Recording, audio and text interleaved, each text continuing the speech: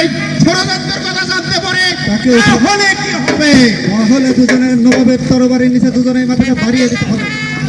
তাহলে নবাবের শানিত তরবারির নিচে নবাবের শানিত তরবারির নিচে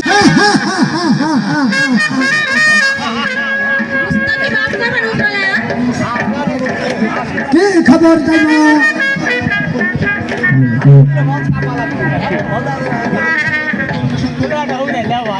একটা কন্যা সন্তান জন্ম নিয়েছে।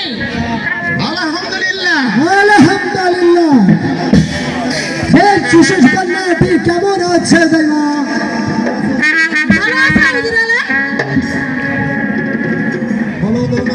বলো দৌলত খা, শিশু কন্যাটি কোথায় আছে?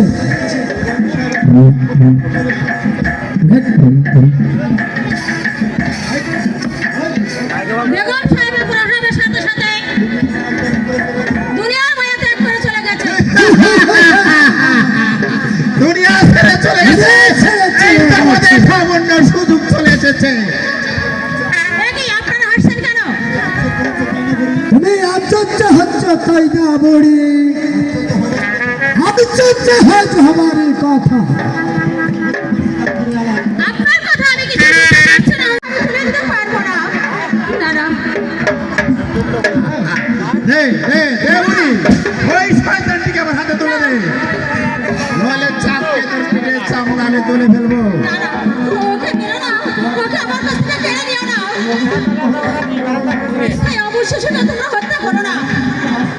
এই অবশ শিশুটাকে বাঁচতে দাও। বাঁচতে দেবো? তোমার এবার এখানটায় দৌলত খানের মন একটু টলাতে পারবে না। যদি বাঁচার সাথ থাকে তাহলে ওকে আমার হাতে তুলে দিন। না গো না, একে বাঁচাতে যদি আমাকে মরতে হয় তাও আমার ভালো। তবু এই গুলামের কাছে আমি ক্ষমা হতে চাইবো না। মেরে হারামজাদি সইতে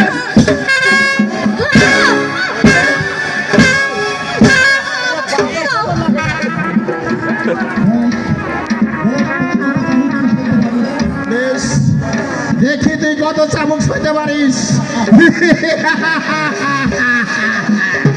বলছি আমরা ভালো ভালো তুই এই সন্তানটিকে আমার হাতে তুলে দে। দাদা রাষ্ট্রপতি, আমি যে মারা যাবো। মরাই তোর উচিত। আজ আর আমার হাত থেকে তাকে কেউ রক্ষা করতে পারবে না। দাদা না না না না, মরাই তোর উচিত ড্যাডি।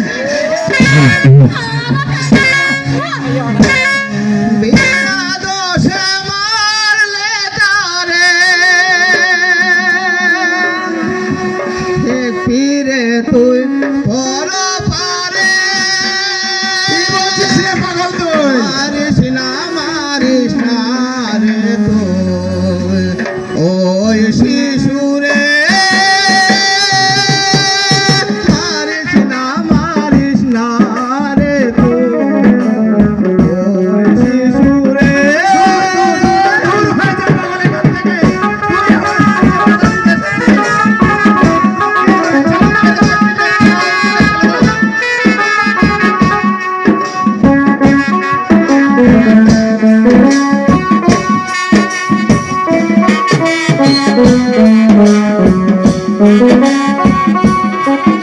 ওই শক্তির মাথায় থাকবে বলবি শুধু হাহাকারে।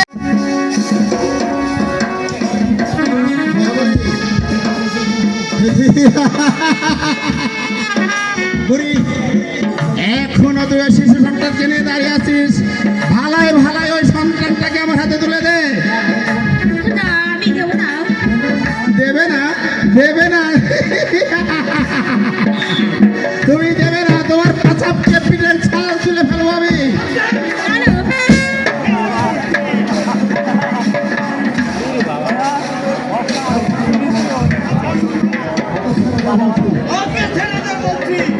কি ওকে ছেড়ে দেব? সামান্য এক ফৌজদার হয়ে সিপাহ শালার কাছে তুমি বাধা দিতে এসেছো? তোমার সাহস তো কম নয়। সাহস আছেই বলেই তো বাধা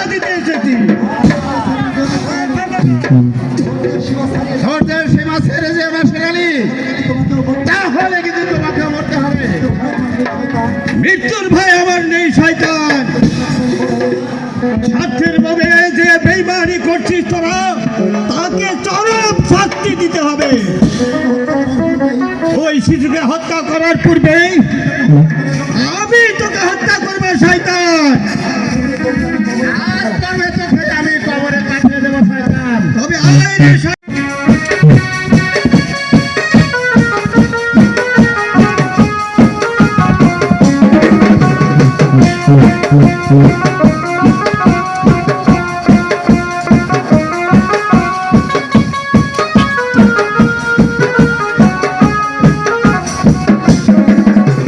বল বল বল শয়তান, এবার তোকে কে রক্ষা করবে? প্রহরী বন্দি করে প্রভু ভক্ত শয়তানকে আর নিয়ে যাও অন্ধকার কক্ষে।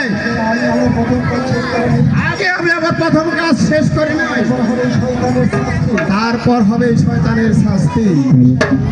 চলো।